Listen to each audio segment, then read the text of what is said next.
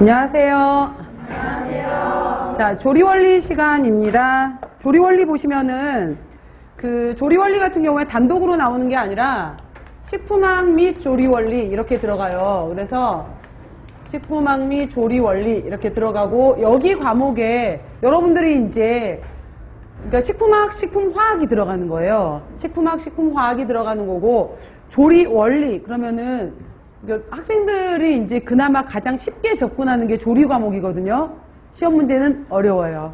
그죠? 쉬운 과목이 하나도 없어요. 그래서 조리 원리 같은 경우에 예를 들어서 이제 이게 사실은 여기 나오는 것이 일종의 여러분들 그 조리, 실험 조리 해보셨는지 모르겠지만은 실험 조리식으로 해서 조리 과학식으로 시험 문제가 나와요. 시험 문제는. 조리 과학 기준에 맞춰서 나오게 되는 거고요. 그러면은 실험조리, 조리, 과학 베이스가 되려면은 결국은 식품화학 개념이 있어야 되는 거예요. 그래서 식품화학, 식품학 개념으로 묻게 되는 건데 예를 들어서 이런 식이에요. 예를 들어서 그 이제 조리 문제다라고 하게 되면은 뭐 탕수육을 튀긴다. 돼지고기를 이용해서 탕수육을 만드는 과정에서 기름이 산패를 일으키더라. 이 산패를 일으키는 그 기전 중에서 뭐 옳은 걸 찾아라, 옳지 않은 걸 찾아라 이렇게 나와요. 그러면은 언뜻 보면은 탕수육 문제가 나오니까 이거 조리 문제네 라고 보잖아요. 근데 이건 산패 문제가 되는 거예요. 그래서 공해기준결합이, 비공해기준결합이, 그 다음에 과산화 물가가, 산가가, 요오드가가 뭐 이런 식으로 나오는 거 문제가.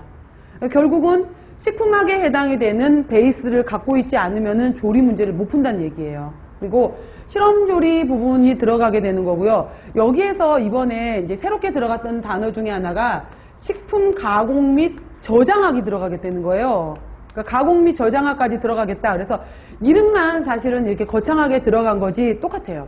그러니까 가공 및 저장학으로 해서 예를 들어서 시험 문제가 나오겠다라고 했던 것이 육류 부분에서 육류 가공에 대해서 나오겠다. 예를 들어서 어류 부분에서 어류 가공에 대해서 나오겠다. 우유 부분에서 유제품류의 가공에 대해서 나오겠다라는 문제가 있었거든요. 그러면은 육류 가공 같은 경우에는 문제가 뭘 것 같아요? 햄소세지. 그죠? 그 다음에 어류 가공에서에 나오겠다라고 하면 대표적인 것이 어묵이에요. 그 다음에 유제품의 가공에 대해서 묻겠다. 뭘까요? 치즈 버터 문제예요. 그러니까 똑같아요. 그러니까 이름만 뭐 제목만 좀 어렵게 복잡하게 써놨던 거지 가공 및 저장학이 들어간다 라고 하더라도 시험 문제 경향은 결국은 같은 거예요. 여러분들. 그러니까 크게 벗어난 건 아니고요. 그래서 뭐 이런 식으로 해서 그다음에 두류 부분에 있어서 두류 가공으로 나오겠다. 그럼 두류 가공은 뭘까요? 두부 문제 이런 식으로. 그러니까 결국은 이제 이름만 이런 식으로 좀 복잡하게 넣어줬던 건데 식품학 및 조리 원리가 들어가게 되고요. 여기에 여러분들 너무너무 좋아하시는 식품 미생물이 들어가요.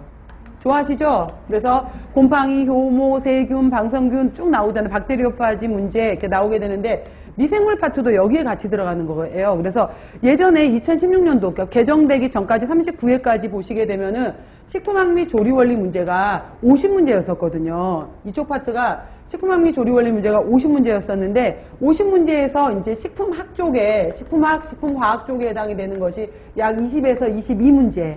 그 다음에 조리 파트로 물었던 것이 20에서 22문제였었고 식품 미생물 부분으로 물었던 문제가 작게는 그러니까 작게는 6문제 정도, 많게는 10문제까지 나왔었어요. 근데 이제 워낙 이 식품 미생물 부분 같은 경우에는 8주에 공부하기에 양이 너무 많은 거죠. 그러다 보니까 나머지 다 만점 맞을 거니까 얘는 아는 상식선에서 이러면서 이제 많이들 그러니까 이것까지도 이제 학원에서 굳이 강의를 다 못 해주는 거예요. 너무 많다 보니까. 여전히 미생물 파트가 들어가요, 여러분들. 그래서 미생물 같은 경우에는 학원에서 따로 강좌가 없잖아요. 그러니까 여러분들이 이제 근데 이것도 뭐 아주 문제가 많이 나오는 것이 아니라 미생물 같은 경우에도 미생물 종류에 있어서 곰팡이, 효모, 세균, 방성균, 박테리오파지 분류하는 문제. 그래서 종류 분류하는 문제가 잘 나왔고요. 그 다음에 그 생식곡선에서 여러분들 유도기, 대수기, 정상기, 삼열기 있었던 거 기억나시죠? 그래서 미생물의 이제 증식에 관련된 인자들, 그래서 증식곡선이라든지 이번에도 이게 유도기 문제인가가 나왔었던 것 같아요. 증식곡선에 관련된 문제가 나오고, 그 다음에 여기 영양 관련 인자들 있잖아요. 생육 관련 인자, 영양이라든지 뭐 호기형